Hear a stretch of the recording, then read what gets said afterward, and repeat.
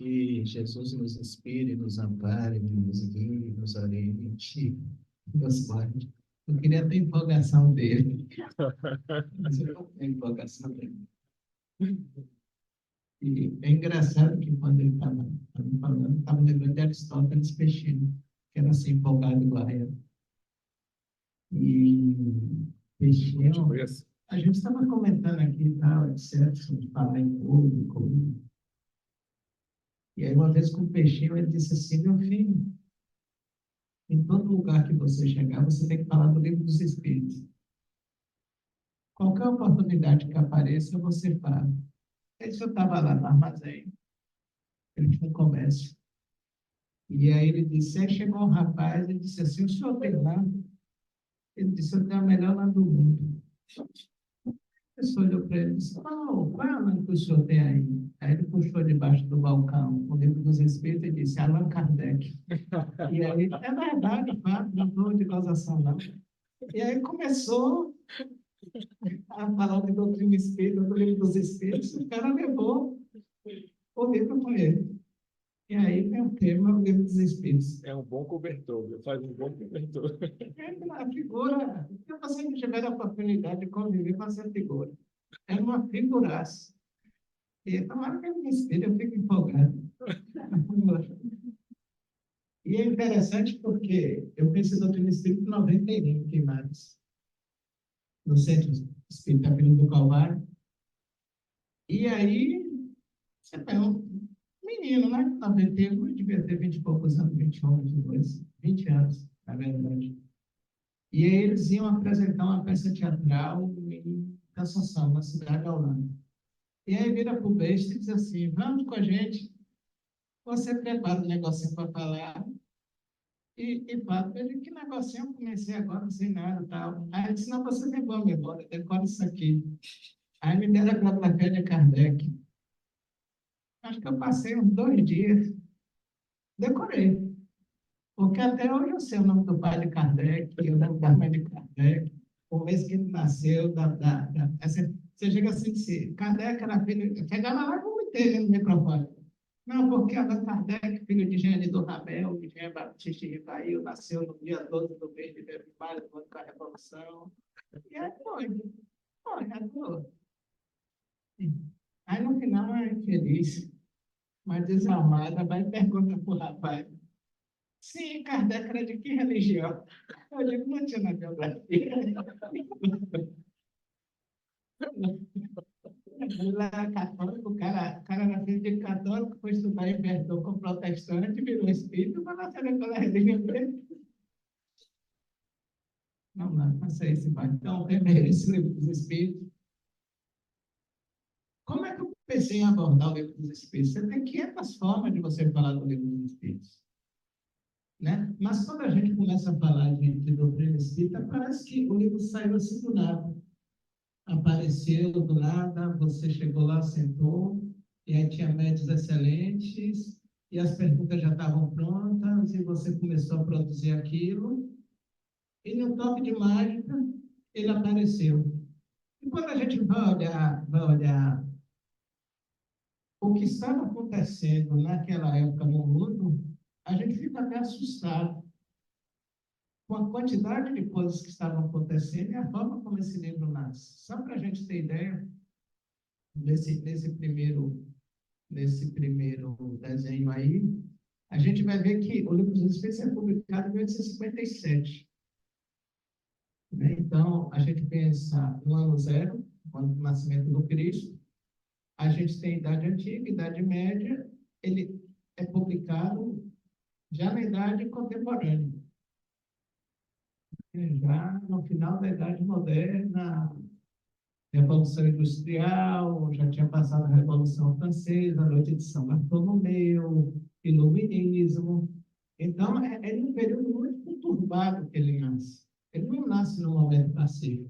Da mesma forma que Jesus não vem numa época pacífica, Jesus vem numa época difícil, né? Jerusalém sob o domínio de Roma, assassinato, etc., etc. O Livro dos Espíritos também não nasce numa época tranquila. Nasce em um período muito conturbado. E quando a gente olha embaixo da tabela, ali na história do Brasil, a gente ainda está no Brasil Império. 1822 vai ser a proclamação da independência. Então, a gente está num período muito conturbado nessa prosperidade. É conturbação. Que ano te perturba. Aí a gente tem antiguidade, idade média, idade moderna, idade contemporânea. Eu vou passar isso porque a gente vai ficar vai detalhar coisa por coisa. A gente vai estar passando um monte de ano e a gente vai fazer comentário. Bora começar em 1748. Antes, a gente tem que pensar que Kardec nasce na França.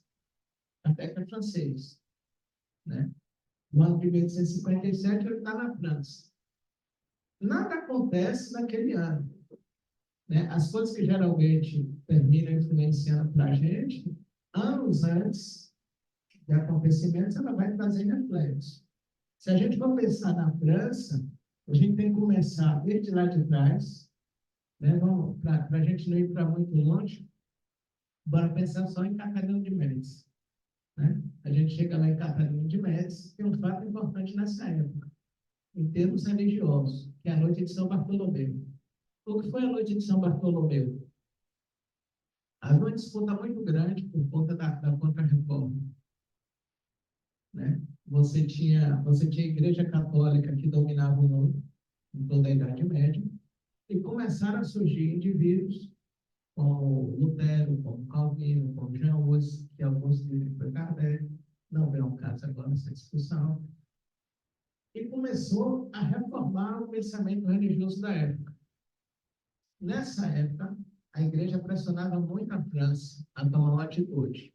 O que foi que Catarina fez? Colocou a filha dela, Margot, para casar com Henrique de Navarra, que era rei de Navarra, e era protestante. E todos os protestantes foram convidados para Paris. Todo mundo sabia que era uma armadilha, mas todo mundo foi. E aí, à noite, casamento, se bebedaram, e aí os católicos passaram a espada, ao ponto de jogar os corpos no Sena e o Sena ficar vermelho, o rio Sena ficar vermelho. Então, você tem esse período muito forte marcado na França, de uma grande quantidade de homicídio, onde a religião católica ganha força total e extermina os calvinistas, que eles chamavam de huguenotes nessa época. Logo depois dela, né, o filho dela morre, Carlos IX, que está envolvido na noite de São Bartolomeu, morre, até pelo presente que ela tinha dado a Henrique de Navarra, que era um livro com página envenenada, que quando você passava o dedo, passava na boca para passar a página, só que quem deu o livro de presente de casamento foi o filho. O filho desencarna, tem a briga dos três Henriques, e Henrique de Navarra termina virando rei da França. Vai ser pai de Luís XIII, o rei absoluto, e vai ser pai de Luís XIV, outro rei absoluto. Nessa época, a gente vai ter a figura de Mazarino e o cardeal Richelieu dentro da França. Então, a Igreja Católica, ela não tem pouca força. Ela tem muita força. Pois bem, então vamos lá. Com esses indivíduos no poder, a Igreja Católica, com muita força na França, surge Albert de Montesquieu, o espírito das leis. Se a gente for ficar falando do espírito das leis, hoje a gente passa a doutrinária toda aqui. Né? Mas o que é que ele traz? Ele começa a dizer, existe lei. Existe uma lei natural, existe uma lei positiva, existe uma lei democrática, existe uma lei aristocrática, existe uma lei tirânica. Começa a dar noção ao povo, à massa, de que existem leis e que essas leis devem ser respeitadas. As pessoas começam a pensar, começa a surgir o iluminismo. Em 55, a gente tem Rousseau, Jean-Jacques Rousseau, e o discurso sobre a origem e os fundamentos da desigualdade entre os homens. E aí Rousseau vai e começa com aquela ideia, olha, o homem é bom, mas a sociedade corrompe ele. Isso também dá briga de método, dá uma doutrinária para a gente discutir. Essa é a essência das ideias que está sendo colocada. Então, olha, bora falar de lei, esse negócio de absolutismo não está dando certo, bora falar de direito, Bora falar que o homem é bom e a sociedade aqui corrompe ele. E aí surge também, para não falar das mulheres, né? A gente pensa que não tinha movimento naquela época. A gente tem Olympe de Gouges, que lança um manifesto de declaração do direito das mulheres, em contraposição à declaração do direito dos homens. Então, começam as mulheres também a se movimentar, tanto que ela é presa pela Revolução e da América Latina. Em 62, o contrato social desmoçou. Em 67, a expulsão dos jesuítas da América Latina, ou seja, começa um movimento contra a igreja saía para difundir as ideias e impor à força a ideia do Cristo, através dos jesuítas, da Companhia de Jesus, de Inácio de Loyola. Não estou fazendo crítica nenhuma à Igreja Católica, estou contando fatos históricos. Né? Emmanuel era um jesuíta, como Padre Manuel da Nóbrega, veio para o Brasil e vinha trazer ideias, José de Anchieta, enfim. Em 74, surge Franz Mesmer, que realiza a primeira cura utilizando o magnetismo animal. Então, começa também a mudar essa concepção de que é possível curar via magnetismo, em todas essas ideias. 1776, Declaração da Independência dos Estados Unidos da América. 86, Galvani, ou seja, a ciência aparece. Né? Eletricidade, um motor de Fulton, um motor a vapor. Então, tem todo o movimento em todas as camadas sociais, seja na ciência, seja na religião, seja na filosofia, seja na sociologia, que começa a colocar um caldo para fermentar. 1789, um gato chamado Camille Desmoulins sobe numa mesa no café de Paris, faz um discurso fantástico, pega uma folha de parreira e pega uma fita vermelha e diz: a esperança ou sangue. A massa tinha ouvido Maria Antonieta, rainha da França, dizer: vocês estão com fome? Estão com brioche. Então, a massa ensandecida, nessa mesma França de Kardec, parte para Bastilha. Bastilha é no depósito de pólvora, né, do Palácio de Versalhes, invade a Bastilha, prende Maria Antonieta, depois vai ser decapitada, prende Luís, acho que 16, 17, e aí vem toda a Revolução Francesa, com a Declaração dos Direitos Humanos, o Girondino, Jacobina, toda a mudança de pensamento da época, né, influenciada pelos enciclopedistas. Na enciclopédia, no jornal publicado, o Diderot d'Alembert, e uma das frases mais fantásticas, minha filha disse que eu adoro essa frase, acho que eu vivi nessa época. Ele diz assim: o mundo só será livre quando você enforcar o último rei na tripa do último padre. Então, a ideia é, ó, enquanto a gente tiver esse rei absoluto, enquanto a gente tiver esse clero, o povo não vai ser livre. Então, a gente tem que dar um básico. A gente tem que mudar esse sistema político e a gente tem que mudar esse sistema religioso. Porque a gente olha a doutrina espírita e pensa que vai tudo tranquilo, estava tudo pacífico. Não está pacífico, está tenebroso nessa época. Aí você vê a professora inglesa Mary lança as bases do feminismo moderno com a publicação Reivindicação do Direito das Mulheres. Então, as ideias estão fervilhando. 93, Rogério Linde apresenta a canção conhecida como a Marselhesa, que vai virar o hino francês. Acho que talvez uma das músicas mais populares do mundo. A França estava, Marcelo estava sofrendo uma pressão para tentar trazer o rei de novo para o trono. E aí virou para Roger, que era um soldado, e disse assim: rapaz, cria uma música para empolgar a galera, porque os caras não vêm para cima da gente, a gente vai perder essa batalha. Ele vai para o quarto, e em menos de uma hora, ele compõe uma cheleza. Os espíritas vão dizer lá, foi musicalmente única. E aí é uma canção que, quando o indivíduo canta, ele parte para cima, pode ver o fogo. Avante, cidadão, formemos batalhão, vamos. E ele conta que ele pegou um monte de frases que já estavam escritas nos muros da cidade. Aí você pensa, pô, como é que o povo estava pensando naquela época? Então, estava sufocado. Então, vamos tudo ou nada. A gente vai marchar, vai para a briga. Aí chega 1804. 1804 é quando nasce Hipólito Leão Denis Rivail, que é Kardec. Kardec vai nascer exatamente nesse ano, 1804. E o que é que acontece nesse ano de 1804? Napoleão diz ao Papa, Papa, venha para Paris me coroar. O Papa, opa, a Revolução Francesa, eles tinham pegado uma bailarina do teatro, uma bailarina do teatro Candeia, colocado numa rua e desfilado na cidade, dizendo que a religião agora deles era a bailarina do teatro. Então, expulsaram a religião católica da França.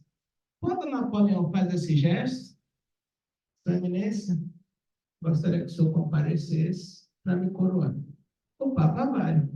Quando o Papa caminha, Napoleão toma a coroa da mão dele e diz, me dê, quem vai se coroar assim? E aí eu viro o Papa. Ou seja, briga de novo com a Igreja Católica. Quando Kardec nasce, qual a religião na França? Nenhuma. Não tinha protestante, não tinha católico, tinha os livres pensadores da Revolução Francesa. É nesse contexto que Kardec nasce. De uma família católica, sim, mas com esse pensamento. E a gente observa, em 1828, começa alguns movimentos pelo mundo. A abolição da escravatura no México. Só 60 anos depois que a gente vai assinar a lei, né? Que é outro problema da discussão de libertação dos escravos aqui no Brasil. Aí a gente vai para 1805. Em 1805 é criado o Instituto de Verdun por Pestalozzi na Suíça. Pestalozzi, Jean-Henri Baptiste Pestalozzi, João Henrique, José Henrique Pestalozzi, João Henrique traduzido, né? Jean Henrique Pestalozzi, funda esse Instituto de Verdun. Vai fazer uma revolução na educação. Pestalozzi é protestante, ele cria uma escola que diz, olha, a gente vai ensinar para o menino poder aprender. A gente não vai querer nivelar todo mundo vai chegar para o que é que você pode aprender? Eu vou puxar, e os meninos do Instituto de Pestalozzi iam disputar com as outras escolas tradicionais e ganhavam todos os prêmios. Aí começaram a perseguir um pouco o Pestalozzi. O Pestalozzi começa a revolução na educação. Em 1807, Wilberforce, líder da causa abolicionista na Grã-Bretanha, consegue aprovar a lei anti-escravidão. Óbvio que aí não tem nenhum princípio bonitinho, a Inglaterra queria simplesmente acabar com a escravidão, porque ela já começava a ter uma indústria forte e queria ter consumidores para produtos da área. Então, bora combater no discurso, fazer um discurso bonito, abolicionista, mas no fundo, era a intenção do mercantilismo. Em 1808, Napoleão Bonaparte invade Portugal, Dom João pode ir para cá, corre, e a gente deixa de ser colônia e passa a ser, né, país elevado ao Reino Unido, Delgado, etc, etc. Nisso, o que é que acontece? Você começa a mudar a configuração da Europa e vai dar problema até hoje. Porque você começa a invadir terreno, você começa a invadir país, depois vai ter que desfazer tudo, e aí vai dar origem à Primeira Guerra Mundial, à Segunda Guerra Mundial, e os caboclos vivem até hoje por conta dessas coisas. Para a gente ter ideia do que estava acontecendo naquela época. Em 1815 vem as guerras napoleônicas, e aí aquela guerra que Napoleão vai para a Rússia, ele perde, é preso, mas ele retorna em 1815, e por coincidência ou não, Kardec, em 1815, quando Napoleão está voltando ao poder, ele está saindo da França para ir para a Suíça para estudar com Pestalozzi. E é bem interessante, porque você pega um menino católico, de uma família católica, mas que o catolicismo não funciona na França, manda para Verdun, para o lugar protestante, e ele vai ter ideias abertas, porque, apesar de Pestalozzi ser protestante, era um livre pensador, não impunha a religião dele a quem quer que fosse. Isso vai ser bem interessante, porque Kardec vai se utilizar disso. vai pensar na doutrina espírita não como religião de forma rotulada, institucionalizada, mas sim como algo de princípios morais, como Pestalozzi. 21, abolição da escravidão na Colômbia, a gente ainda está atrás.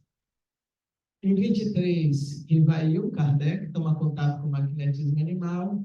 Em 26, a abolição da escravidão na Bolívia. Em 33, no Império Britânico. Em 40, isso é bem interessante, na Alemanha, começa a ter fenômenos de audição, visão e comunicação que provêm incontestavelmente de espíritos.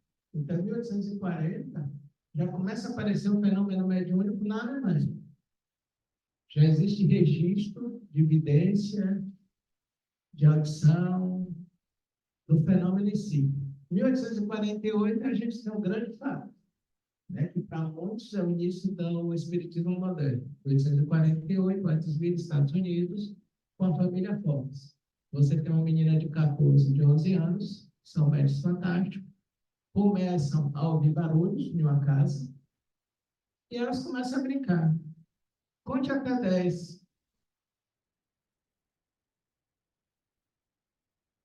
Muita gente já tinha corrido na primeira. Ela se cala. E ainda brinca, diz, o pé rachado, quanto é 2 mais 2? Você é um espírito? E começam a dialogar com eles. E fazer a pergunta, quantos filhos eu tenho? Ela entrou na brincadeira. Quantos filhos eu tenho? Ele bate 7 vezes. Ela disse, eu tenho 6. Ele bate 7 vezes. Não, só tenho 6. Ele bate 7 vezes. Aí ela lembra que tinha um que tinha morrido com 3 anos. O espírito sabia mais do que ela. E por aí vai dialogando, aí começa, chama. Eu posso chamar os vizinhos? Ele pode. Aí só vem 300 vizinhos. Só 300 que se juntaram para ver a coisa do fenômeno, começa a submeter essas meninas aos piores testes possíveis, porque ela era de uma comunidade de quarto e porque queria que entendesse que aquilo era uma fraude, né? Ameaçaram de morte, enfim, e tal, e aí depois tem todo o processo delas, vem para a Europa, começa uma série de investigação, mas aí é outra doutrinária. Então, você tem esse fenômeno bem forte, uma desvio, né? Aí vem a da Jackson Davis, e uma série de comunicações. Nesse mesmo ano, para a gente entrar na sociologia, tem um manifesto comunista, de Marx e Engels, onde começa a dizer que, olha, o sistema tem que mudar, entra a ideia de proletariado, bora acabar com a divisão com a propriedade privada, e vamos tentar ser igualitário. Joga mais lenha na fogueira, né? O mundo vai fervilhando, você tem as ideias de Durkheim do lado de cá, você tem o positivismo do lado de cá, na França, então a gente está em um contexto turbulento. Vem a desobediência civil, né? As ideias de Henry David, que ele diz assim, olha, se a lei não prestar para a gente não obedece. Ah, vai botar imposto? Não, metade de novo imposto, vai botar CPMF? Não, vamos pagar não, vamos por pau, vamos brigar. E a gente está na França. Em 49, em Rochester, Estados Unidos, as primeiras demonstrações públicas da irmã Fox, no salão do Corinthians Hall, ela é levada para esse salão e queria porque queriam, por 3 meses, por 3 demonstrações ela é levada, e aí foi ameaçada de morte, etc, etc, etc, para comprovar que o fenômeno não existia. E quando você ia, chamava os mais radicais, ele dizia, olha, aconteceu, não sei o que é, mas que aconteceu, aconteceu. E aí queriam matar os mais radicais. O povo não se conformava com a ideia de que existia algo, né? Que existia espírito, que existia comunicação. Em 50, a gente tem o marco da Revolução Industrial, e aí a gente pensa, olhando agora para o livro dos Espíritos, como aquelas ideias das leis trabalhistas hiper-revolucionárias para a época, numa época que não se tinha direito trabalhista algum, não tinha jornada de trabalho, não tinha salário, não tinha férias, 13º, enfim, previdência social. Em 1850, nos Estados Unidos da América, por indicação dos próprios espíritos, começa a se utilizar um novo método de comunicação mediúnica. A gente está nas mesas girantes, nas mesas girantes, as pessoas sentavam ao redor da mesa, em cima dela colocava as mãos e a comunicação era feita por pancadas dadas pelo pé da mesa, indicando as letras do alfabeto. O fato dos pés levantarem-se do chão deu nome ao fenômeno. Então, nesse ano, os Estados Unidos já avança um pouco mais.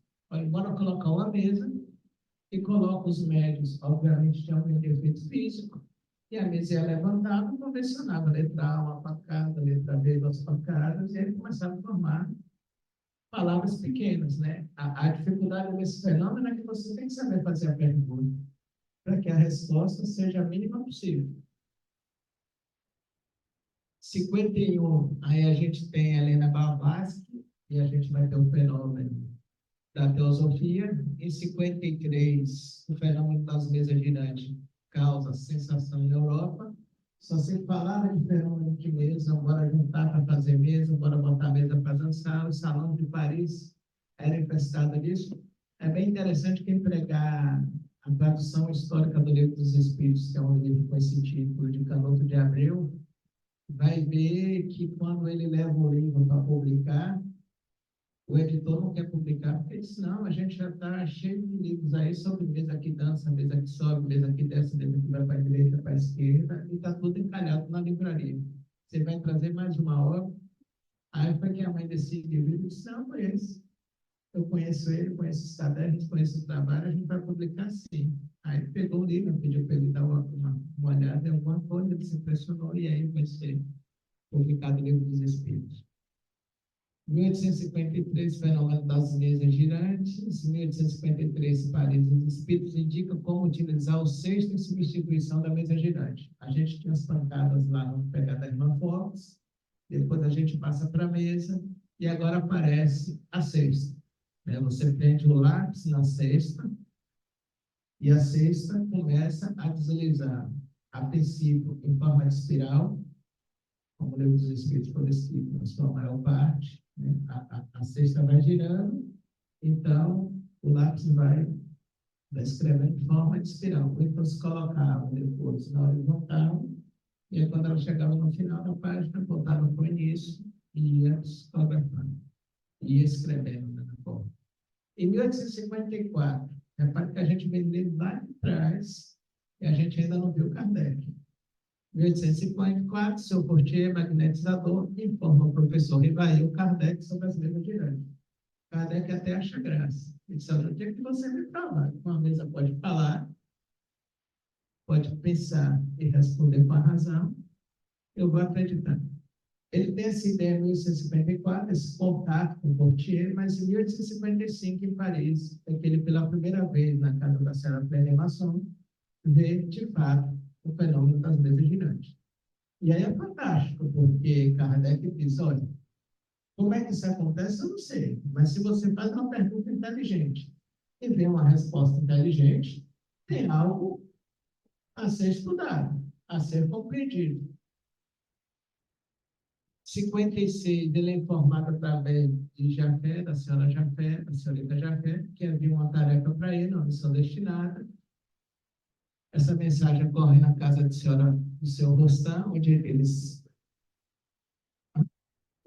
Rostam. Sendo que a comunicação foi feita com os inocentes. Disse, olha, você foi um sacerdote, Luída, na época foi César, seu nome era Allan Kardec, a gente tem uma tarefa para você e tal, você vai estar. Ele corre da tarefa, óbvio, qualquer pessoa normal, você não pensa não. Você pegar 50 cadernos, cheios de anotações, de 4 anos de comunicação, cheio de obscuridade, cheio de contrariedade, cheio de repetições, e você tem que organizar aquilo tudo e algo que é novo. Porque quando você pega, o que a gente está pegando, se você for olhar o Livro dos Espíritos hoje, é tranquilo. Tranquilo, coloca aí aspas, você compreender a sequência de ideias. Mas você chegar nessa época e dizer que mulher e homem têm direitos iguais, que o homem, o trabalhador, tem direito ao repouso. Você tem ideias revolucionárias para aquela época. Você tem ideias que não cabia no contexto daquela época. Como é que você vai falar de evolução naquela época? Como é que você vai dizer que o ser humano se origina lá da ameba e vai evoluindo, vai virar planta, vai virar animal e virar homem? Não tinha Darwin ainda. Tanto que a gente vai ver. 56, o Santo Ofício condena o fenômeno das mesas girais. Se eu te pegar, eu te coloco na fogueira e te toco fogo. Taxando de herege as pessoas por intermédio das quais eram produzidas. Então, você é bruxa. Eu te pego. 57, a greve das tecelãs, e aí vão fechar aquele armazém, e toca fogo, e aí vem o Dia da Mulher. E aí, em 57, é publicado o Livro dos Espíritos. Eu vou avançar um pouco para a gente entender um pouco mais. 57, 18 de abril, chegou o objetivo da nossa parte, publica-se o Livro dos Espíritos. Dentro desse contexto. Só que o Livro dos Espíritos que é publicado não é esse ainda. Ainda está faltando coisa. Porque Kardec diz assim, eu vou botar evolução, né? Esse negócio de evolução, dizer que como vida mesmo, que passa de reino em reino, bora segurar um pouquinho isso aí, bora amadurecer essa ideia, e depois a gente coloca. 58 da Revista Espírita, 58 também a Sociedade Parecida de Estudos Espírita. Em 61 é publicado o Livro dos Médiuns. Darwin vai publicar também na obra dele, né? Em 61, em Barcelona, por ordem do bispo de Barcelona, se realiza o célebre auto de fé, onde foram queimados 300 volumes de obra espírita. O bispo lá de Barcelona disse: isso aqui é herege, e bora tocar fogo. E aí tocou fogo nos livros espíritos. E a gente pensa que foi tudo tranquilo. Kardec sentou, tinha as meninas lá, fotografadas, o que é Deus, Deus é a inteligência suprema, faz afirmar todas as coisas, e o que é isso e tal, etc. Bora escrever. Em 64, é publicado o Evangelho segundo o Espiritismo. E aí, em 1864, as obras espíritas entram onde? No Index. No Index Librorum Prohibitorum, que era o livro da Igreja Católica, onde estavam todas as obras proibidas que você não poderia ler, porque senão você ia para a unha do capeta, ou então ia para o fogueirinho. Se te pegasse com esse livro em casa, é fato. Muita gente morreu por causa das obras do Index. Em 1865 é publicado o livro Céu e Inferno, a abolição da escravidão nos Estados Unidos. 66, de Internacional Trabalhador, 68, a Gênese, e em 69, Kardec desencarna. Resumindo, 70, só para fechar, para a gente ter ideia, é interessante que Kardec ele começa em 54, e de 54, que é de conta, para 69, são 15 anos. Em 15 anos, é todo o trabalho de Kardec. Kardec tem 15 anos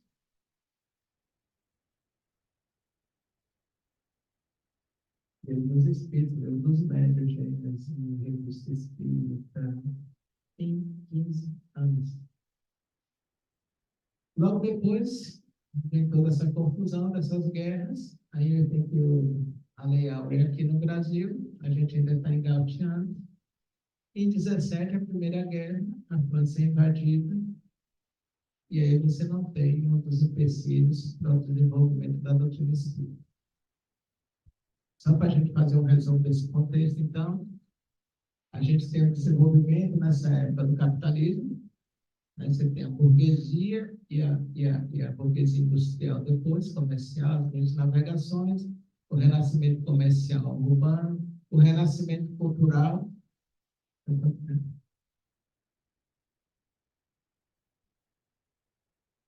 o renascimento cultural. Aí a gente tem, nessa época, a valorização do homem, não mais a valorização do divino, né? O homem passa a ser o centro do universo, não mais o divino, Deus como centro do universo. A gente tem o mercantilismo, metalismo, industrialização, protecionismo alfandegário, pacto colonial, a reforma protestante, a contra-reforma católica, o Tribunal de Santo Ofício, o iluminismo e a Revolução Francesa. Tudo isso vai afetar essa França de Kardec.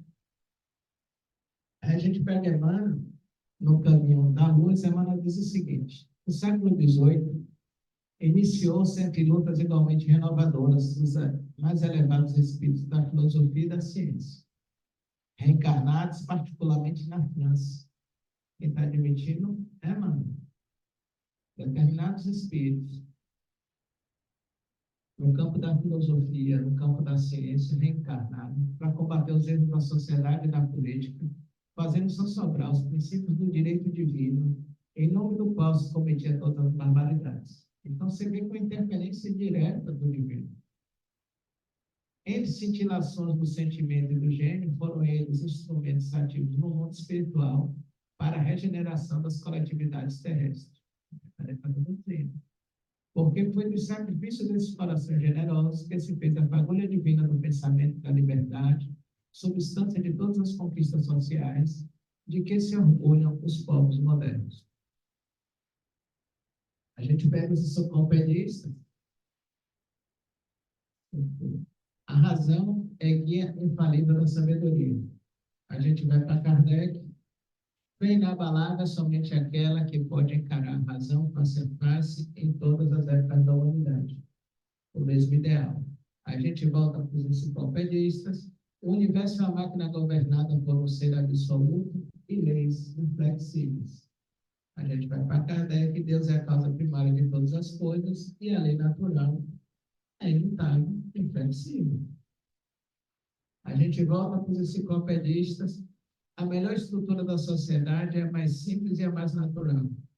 A sociedade é um conjunto da humanidade, sua estrutura varia de acordo com o maior ou menor progresso dos homens. A gente volta para os enciclopedistas. O homem em estado de natureza é bom e puro. O homem é um espírito eterno em evolução e sua felicidade está na medida do grau de amor ao próximo que ele possui. Então, você tem todo um contexto social que propicia essas ideias novas. Aí a gente tem as mesas dançando, a gente tem depois a sexta, etc, etc. E aí a gente tem a figura desse grande homem, dessa grande alma. Kardec sempre insistiu na necessidade de auscultar diversas fontes na constituição da doutrina. Imagine, você recebe 50 cadernos, sem informações de todos os tipos ali. E você precisa construir um pensamento. Você não pode só confiar em Simval médio, Gilvan médio, Carol médio. Então, precisa, ao máximo, né, por mais diversas fontes, chegar à conclusão daquele raciocínio. Qual a origem do homem? O que é Deus? As leis trabalhistas. Então, essas perguntas eram levadas exaustivamente a meios diferentes. E fora a correspondência que ele recebia com as mesmas ideias. Fazer toda essa filtragem, tirar as repetições, juntar as respostas e chegar a uma conclusão, isso, em 3 anos, é algo fantástico, sobrenatural. E volto a repetir, não são ideias que você já está acostumado a ver, são ideias novas. É todo um pensamento novo que está sendo construído. Ele utiliza das médias de Baldin, depois de Roth, 50 cadernos, a gente já viu. A gente passa porque aí com o Júlio e com as meninas Baldin, ele faz, digamos assim, a parte grossa, né, a parte inicial, e depois vai fazer a checagem com Roth. As questões mais difíceis foram submetidas aos espíritos também através de outros médios, Café, Gustavo, Leclerc, Clemente, Carvalho de Animação. E aí a gente tem a sequência das obras publicadas, o Livro dos Espíritos, em 57, e ela é remodelada no ano de 60, que aí entra, por exemplo, a parte, né, da evolução. Darwin já tinha publicado as ideias dela, já, a ciência já dava esse atestado, né? O que é o Espiritismo, o Livro dos Médiuns, a Viagem Espírita, o Espiritismo na sua menor expressão, na sua mais simples expressão, o Evangelho segundo o Espiritismo, sempre, no Gênesis, obra apóstola. A gente tem a característica marcante da doutrina espírita na França, porque você tem a doutrina espírita que nasce na França, mas você já tem ela de forma diferenciada na Inglaterra, ela de forma diferenciada na Itália, ela de forma diferenciada na Alemanha. Então, o estudo crítico, a investigação do fenômeno, a construção de uma concepção de vida a partir dos ensinamentos espirituais e a aplicação prática dos mesmos, ao menos coletivamente, uma explicação lógica do fato, conhecimento mais completo da natureza dos espíritos, seu papel, modo de ação, revelação do futuro do homem, enfim, a constituição do espiritismo em um corpo de ciência, de doutrina e suas diversas aplicações. Eu enumerei 10, mas pode ser 5, vocês podem ter 15, 12, 17. Eu acho que as ideias fundamentais é essa: Deus, a unidade divina, a existência dos espíritos como seres individuais imortalizáveis, a concepção plurima do homem, formado de corpo, perispírito e espírito, a evolução em todos os planos da natureza. A gente evolui aqui e a gente evolui do outro lado, a progressividade dos espíritos, a reencarnação, é um ponto talvez mais importante, depois de Deus, né? A responsabilidade individual coletiva, a lei de causa e efeito, a pluralidade dos mundos habitados e a comunicabilidade dos espíritos encarnados e desencarnados e entre os encarnados por meio desse sentido. E aí a gente finaliza.